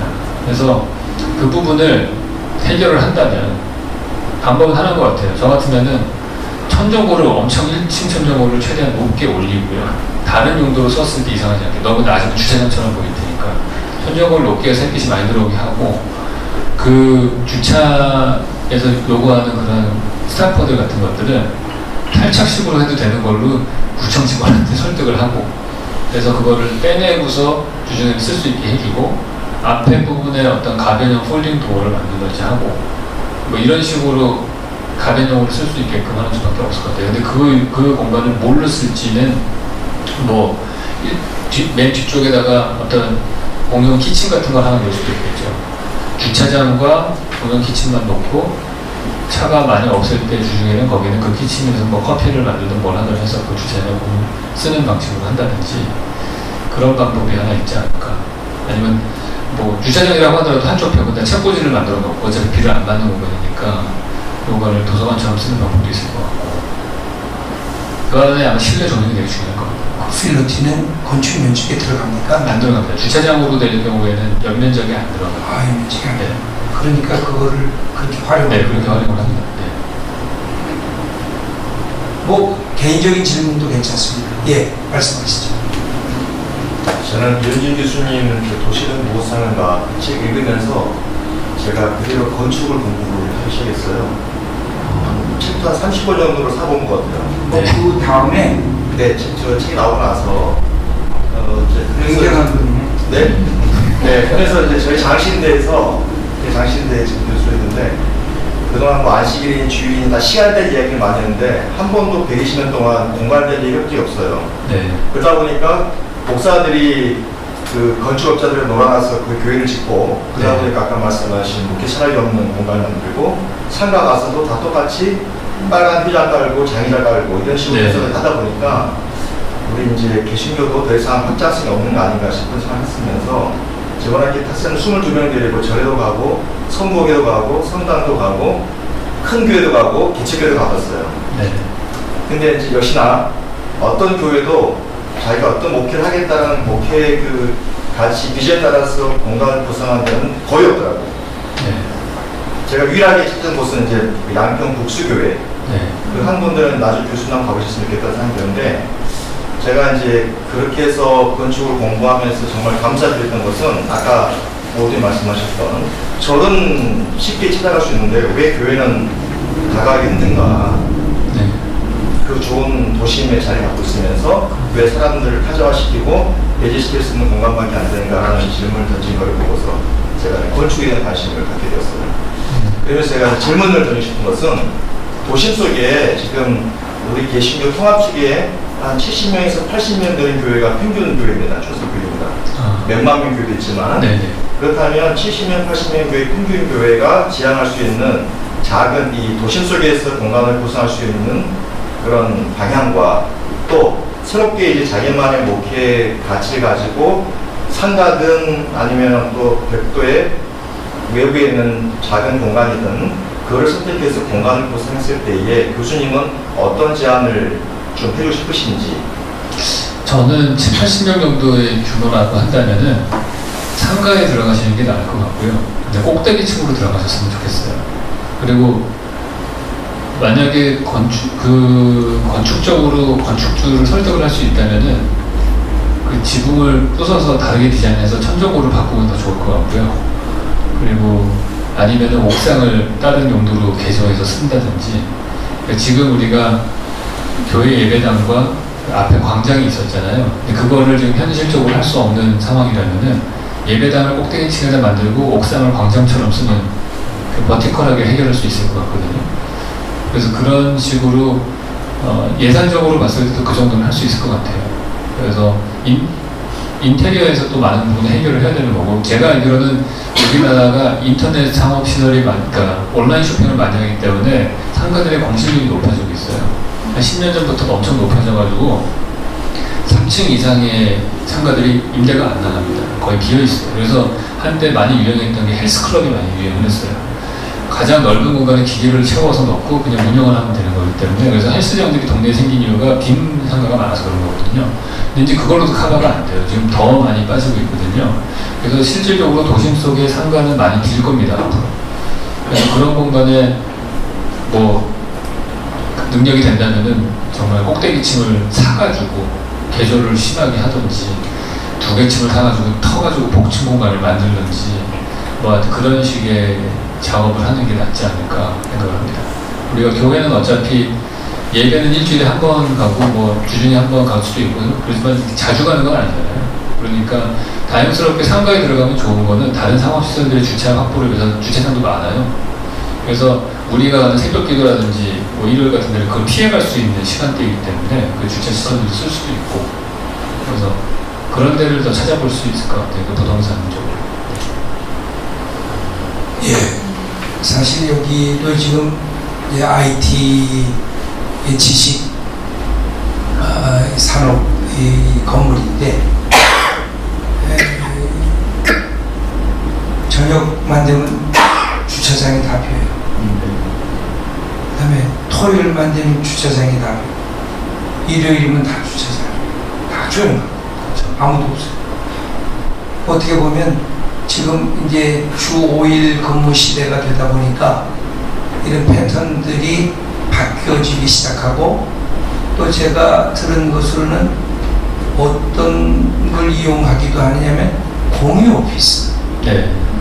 공유 오피스에 어떤 한 공간만 이렇게 임대한 다음에 다른 날 비니까 네. 그 주일날 그러면 조금 큰 공간을 뭐 하루에 4시간 네. 갔습니다. 네. 활용하는 이런 저도 시스템도 가능해요. 바뀌어지는 것 네. 같아요. 그러니까 교회가 장소가 아니고, 교회가 사실은 건물이 아니고, 지금 교회 건축을 여태까지 얘기를 했지만 우리가 신학적으로 얘기를 하면 교회는 사람이거든요. 그래서 그 교회가 사람이라는 것을 생각할 수 있다면 사람이 가장 잘 모일 수 있고 사람이 함께 할 수 있는 공간과 자리가 어디이고 시간이 언젠가, 이런 것들을 열어보이는데 저는 이제 소망교회 있으면서 그걸 못했지만 어쩌면 앞으로 토요일 예배도 가능해져야 되지 않을까 이렇게 얘기를 하면 누가 시각적으로 저를 공격할 수도 있어요. 시끄러워 저 사람 얘기하는 게 아닌데. 근데 토요일 예배도 지금 조금 어떤 교회들은 주일 예배를 하면서 토요일 날 오후부터 아예 예배로 받아서 그걸 하고 나갈 수 있는 사람, 바깥에 나가서 예배를 못 드리는 사람들 예배를 드리고 나갈 수 있게끔 이런 시스템도 바뀌어지는데 어쨌든 제일 중요한 것은 장소나 공간의 문제가 아니라 사람이 교회라고 한다면 그 사람들이 함께 모이는 것, 투게더 함께 모여서 예배드리는 자리를 어떻게 확보할 것인가. 네. 이 부분은 우리 신학이나 교회 목회하시는 분들과도 좀 우리 교수님께서 좀 더 깊이 좀 아이디어를 주시면 도움이 될 수 있을 것 같아요. 그래서 공유 지금 오피스들을 활용하는 분들의 얘기도 제가 들어보니까 저것도 또 새로운 아이디어일 수 있겠다. 그래서 들어졌어요. 이제 교회 건축이 다른 건축하고 좀 다른 부분들이 어려운 부분이 뭐냐면 천정고입니다. 그 미네소타 대학에서 실험을 한 게 있는데 2.4m 천정고에서 공부한 아이가 3m 천정고에서 공부한 아이가 차기력이 2배가 넘게 차이가 났어요. 40cm 차이밖에 안 나잖아요. 근데 그 40cm 2.6과 3m의 차이는 뭐냐면요. 2.6m는 손을 뻗으면 손이 닿는 면적입니다. 거리거든요. 2.6부터 3m까지 손이 안 닿는데요. 그러니까 쓸데없을 공간을 쳐다보게 해야 되는 거예요. 창의력이 생기려면은. 제 개인적으로는 설계 생각이 제일 잘 떠오른 데가 어디냐면은 죄송하지만 주일 예배 때 그렇게 생각이 근데 그게 하나님이 영감을 주시나? 그게 그렇게 볼 수도 있고 예전에 그렇게 믿었는데 생각해보니까 그러니까 천정고가 높아서 그렇게 거야. 이제 만약 요즘은 뭐냐면은 우리가 결국에는 보이지 않는 걸 믿는 거잖아요. 보이지 않는 걸 믿는 거는 사실은 공간적으로 봤을 때는 낮은 천정고에서는 생기기 힘든 거예요. 그러니까 높은 천정고에 있을 때 보이지 않는 걸 상상하게 하고 그게 또 그게 구체화되고 내 개인적인 신앙이 되고 이런 거잖아요. 그래서 이 교회 건축에서 무시하지 못할 거가 천정고입니다. 상가교회의 가장 큰 맹점이에요. 천정이 낮다는 거가. 그래서 그거를 어떻게든 극복할 수 있는 방법을 그래서 제가 뭐 지붕을 부수고서 박공지붕 이렇게 시험지형으로 바꾸든지 그것만 바꿔도 어마어마하게 바뀌거든요. 그렇게 리모델링을 하든지 아니면은 뭐 하다 못해 거울을 달든지 뭐가 조명을 위로 해서 더 높아 보이게 만들든지 그런 방법들을 생각을 하셔야 될 것 같아요. 부분적으로라도 반드시 천정을 높이셔야 될 것 같아요. 그 아이디어가 든 생각인데 아까 저한테도 학교를 교회로 들어오게 하는 것도 방법인데요. 반대로 교회가 학교로 들어가면 아주 좋은 방법일 것 같거든요. 강당도 있고. 그렇죠. 네. 분당 우리교회가 제가 알기로는 학교에서 예배를 드리는 걸로 알고 있죠. 제가 무교회가 대광교라고 하는데 여기 다일공동체가의 그 강당에서 예배를 드리거든요. 그런데 저는 학교가 같이 발전이 되고 있는 거예요. 그러면서 여러 가지 건물도 같이 지어주고 이것도 지금 계속 말씀하시니까 아이디어가 계속 그렇게 들어갈 수 있으면 되게 좋을 것 같다는 생각이 들죠. 아마 그런 교회들이 지금 꽤 있는데 실제로 그걸 또 들어가려고 해도 이제 학교가 반대할 학교가 사립일 때는 그게 쉬워요. 근데 공립이 되면 그런 일들이 종교 편향 문제도 있고 그래서 쉽지가 않습니다. 근데 제가 우리 교수님 책을 읽으면서 굉장히 좋았던 것은 계속해서 공간감 발음이 힘드네요. 그러니까 아까 말씀하신 대로 우리는 평수만 갖고 아파트 평수만 갖고 계산을 하잖아요. 이 값이 얼마다. 근데 우리 유 교수님의 주장은 아파트 값도 이 가로 세로와 높이까지 해서 공간 전체를 값을 얘기해야 된다. 그 얘기를 주장하셨죠. 사실 근데 우리나라는 뭐 정부가 통제해서 똑같이 짓는 거, 그 다음에 최저가 만들어낸 거. 그러니까 그런 여유와 이 개방성이 늘 결여가 되어 있는 것 것 같아요. 그렇죠. 근데 이제 이게 아까 말씀하신 대로 그냥 사는 것만 제한되는 게 아니라 인간이 갖고 있는 창조성에도 연결이 된다니까. 그죠? 예. 그건 아주 심각하게 네. 우리가 봐야 될 부분인 것 같아요. 그렇죠. 우리나라가 과거에는 우리도 높은 천정이 있었죠, 사실은. 이게 한옥도 사실 높잖아요. 한옥은 높죠. 근데 이게 콘크리트 건물이 되면서 낮아진 거거든요. 근데 서양도 예전에 콘크리트 벽 중심의 건축이었을 때는 높았어요, 천정이. 예전에 유럽에 가는 건물들 가서 보면 천정가 높잖아요. 그 이유는 그 사람들은 벽으로 건축물 구조를 갖추고 있는데 창문을 뚫으려면은 세로로 길게 뚫을 수밖에 없거든요. 건물이 가로로 커지면은 안쪽에 햇빛이 들어오게 하면 천정고를 높이는 수밖에 없어요. 창문을 세로로 길게 뚫어서.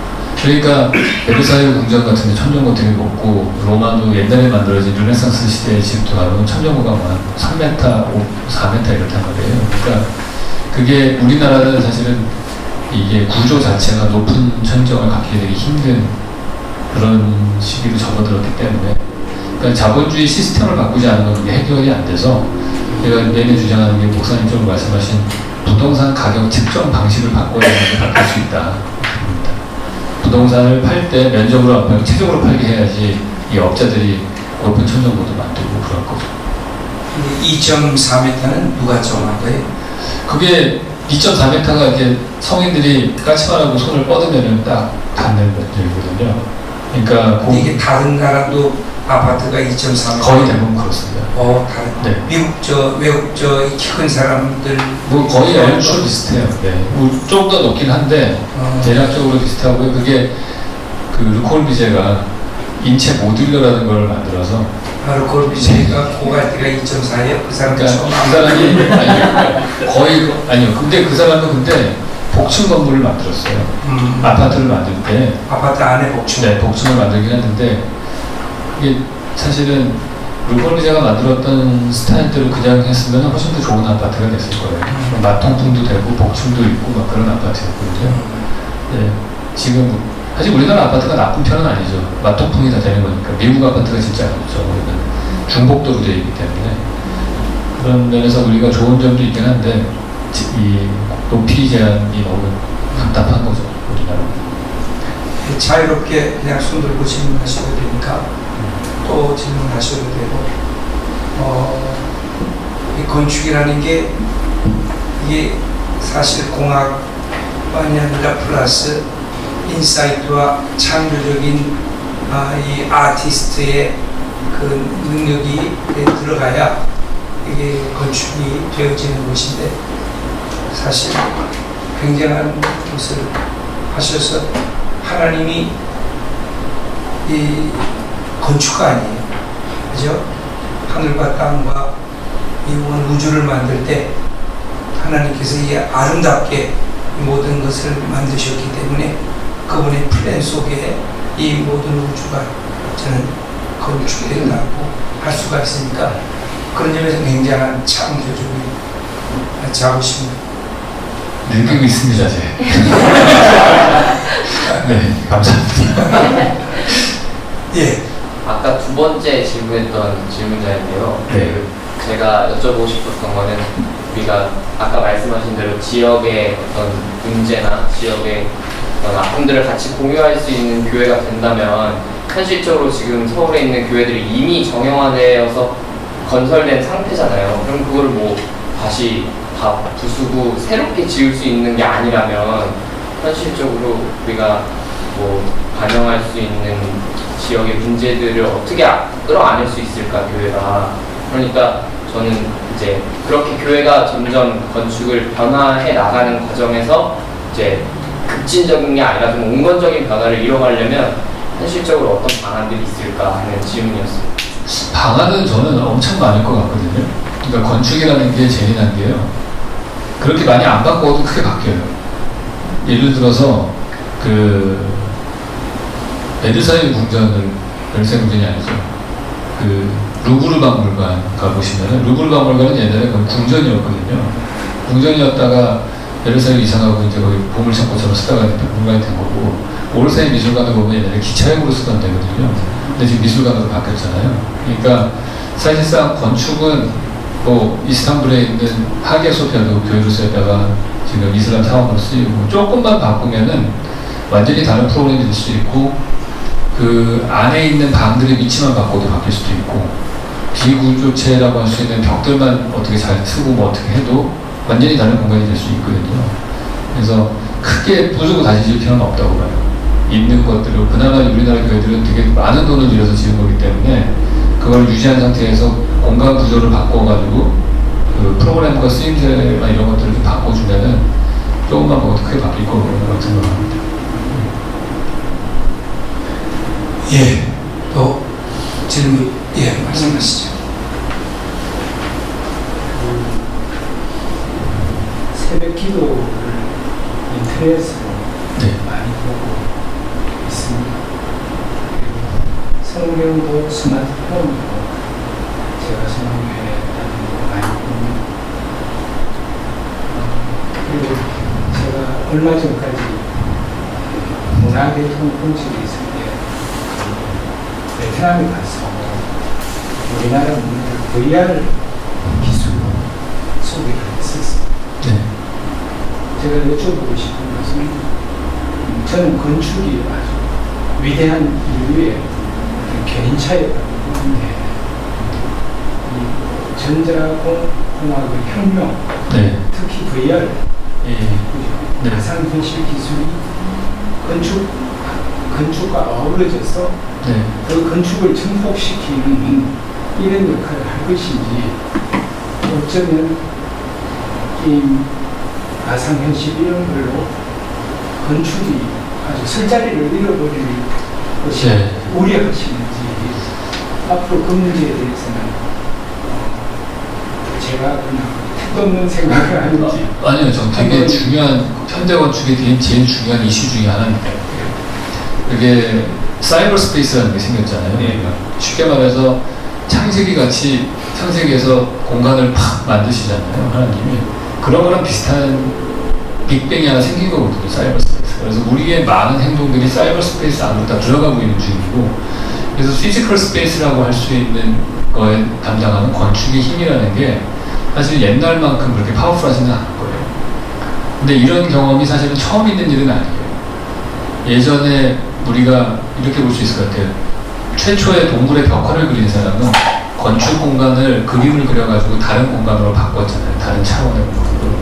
그 벽화를 보면서 뭐 프레스코 동굴화라든지 이런 걸 보면 거기 있는 사람들이 막 없던 신앙심도 생기고 막 그러다가 몇천 년 지난 다음에 시스틴 셰프의 천정화를 그리는 사람이 됐고 고딕 성당의 그 스테인드 글라스를 만드는 것도 굉장히 건축 공간과 미디어가 같이 작동을 하는 거예요.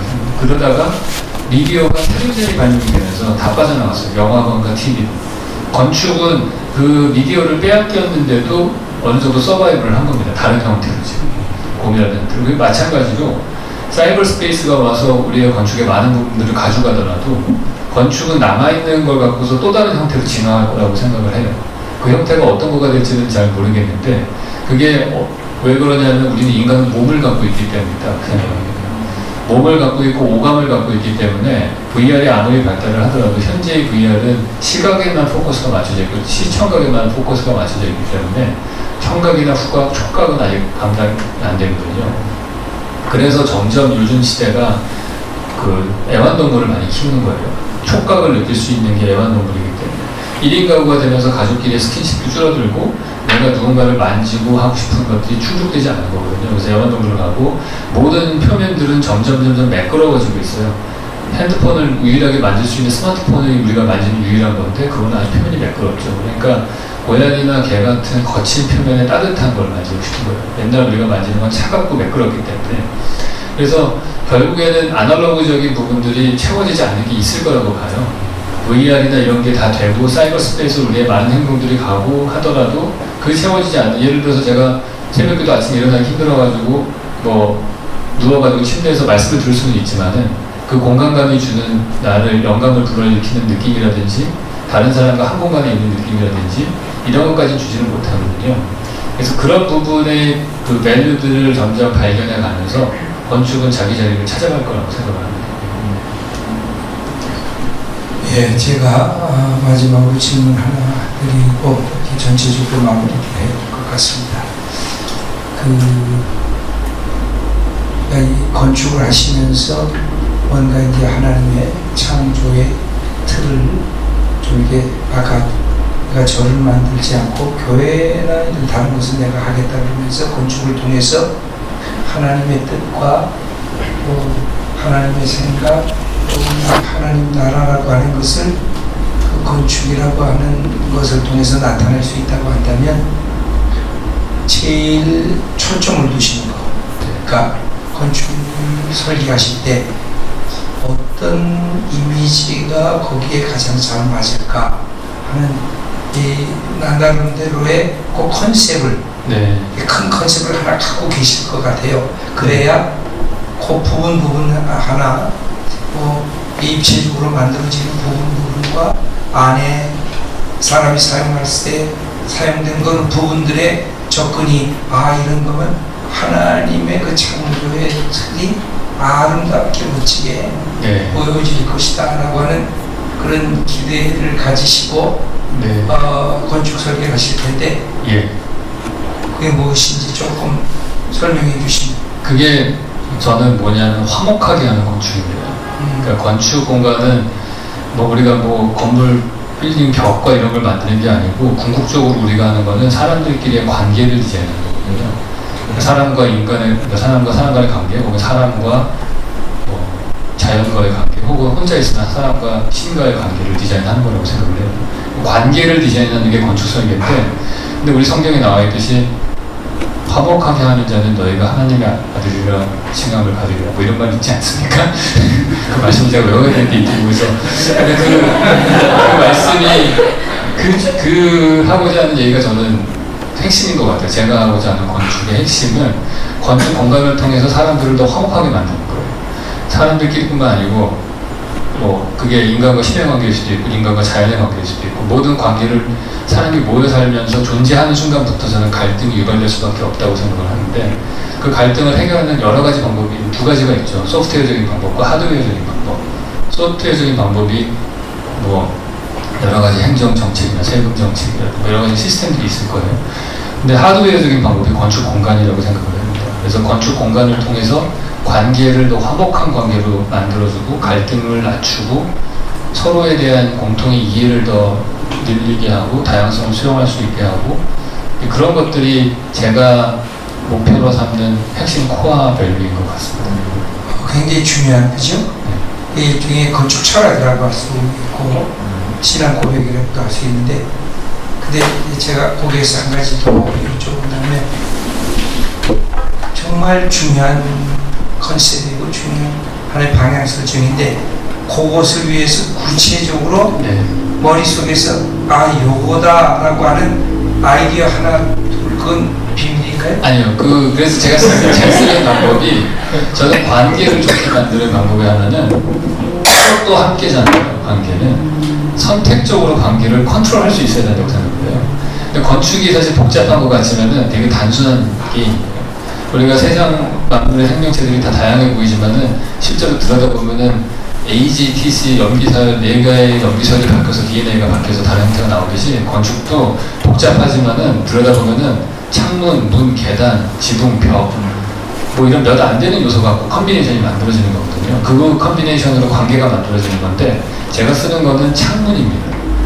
창문이라는 요소를 잘 써서 벽으로 사람들끼리 어느 정도 거리를 두게 하고 그 다음에 꼭 창문을 뚫어서 서로 볼 수 있게 해주고 내가 보여주기 싫은 창문을 닫게 하는 거예요. 그래서 제가 제일 좋아하는 건축 요소가 창문이에요. 그리고 때로는 계단을 쓰기도 하죠. 레벨 차이를 넣어서 올려다보게 하거나 내려다보게 하거나 벽을 써서 사람들을 나누기도 하고 이런 것들을 하거든요. 근데 하여튼 제가 설계한 작품들 보면은 보는 거와 보이는 거 그거가 되게 중요해요. 그래서 거기서 창문이 되게 큰 역할을 합니다. 예, 제가 영업 비밀까지 캐치하는 것 같아가지고 그런 마음도 있었는데 아주 중요한 얘기를 창이라고 하는 것을 통해서 서로 얼굴을 볼 수도 있고 잠깐 너는 너대로 있고 나는 나대로 좀 있자 가려서 개인이 갖고 있는 삶의 자리를 그렇게 존중해 줄 수도 있고 그러면서 만남이라고 하는 것이 사실 맨날 얼굴만 들여다, 그죠? 부부도 그럴 수가 없거든요. 자기 각자 갖고 있는 자기의 삶의 역할들이 있고, 그것도 만나고 싶으면 네. 또 만나고 스킨십도 하고, 네. 그래서 이런 것들이 그 한 공간 안에서 잘 절제와 또 교제와 네. 그러나 또 하나의 성숙의 자리로 나아가는 네. 그런 것을 하시는데, 또 중요한 게 이게 문이네요. 문. 네. 창문도 될 수 있고 일반 문도 될 수 있고. 그렇죠. 문은 조금 더 적극적으로 소통하는 거고요. 네. 창문은 조금 더 소극적으로 시각적인 관계만을 맺는 거예요. 그러네요. 네. 아주 재밌는, 그죠? 아주 재밌는 얘기인 것 같아요.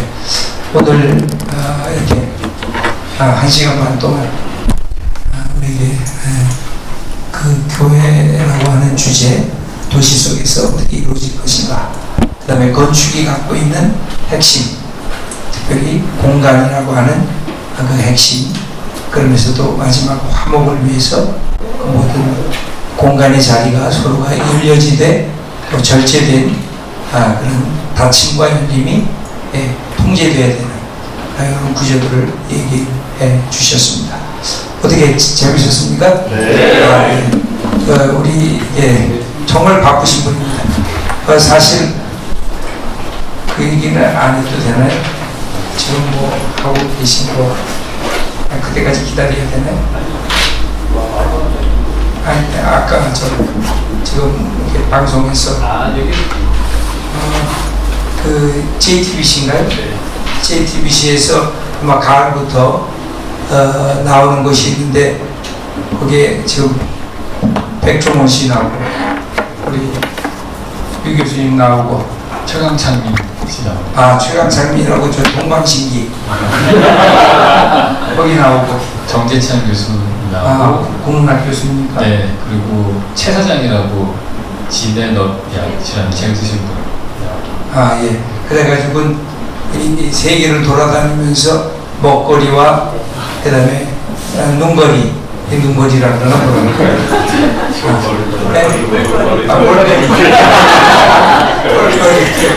이런 것들을 해서 아마 지금 뭐 한 10여 회 될 수 있을 정도로 찍으셨는가 봐요. 그래서 이제 그것이 나오는 게 하나가 있고, 그 다음에 여기 일산에 사시는 계시나요?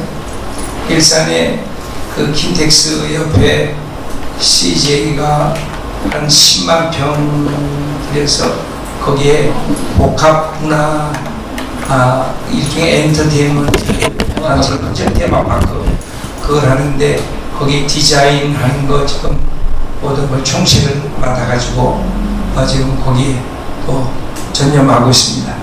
그래서 매우 바쁘신데 이렇게 우리 참여해 주셨습니다.